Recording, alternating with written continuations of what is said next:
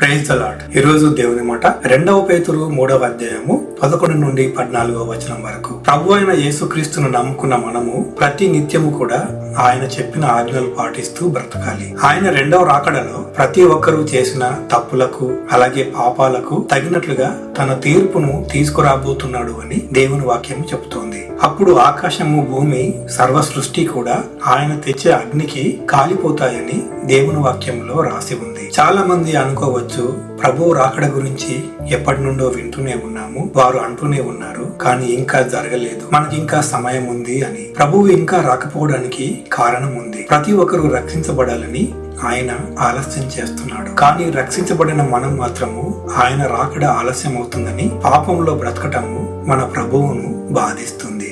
ఆయన రాకడ ఎప్పుడో మనకు తెలియకపోవచ్చు, కానీ మనము ఈ భూమి మీద ఎన్ని రోజులు ఉంటామో కూడా మనకు తెలియదు. కాబట్టి ప్రతిరోజు, ప్రతి గంట, ప్రతి నిమిషము, ప్రతి క్షణము ఆయనకు నచ్చిన విధంగా పరిశుద్ధంగా జీవిద్దాము. ఈ రోజు కొంచెం గొడవ పడతాను, ఈ రోజు కొంచెం కోప్పడతాను, ఈ రోజు కొంచెం అబద్ధం ఆడతాను, ఈ ఒక్క రోజే కాస్త పాపం చేస్తాను అనుకుంటూ ఆత్మీయ జీవితంలో వెనుకబడిపోవద్దు.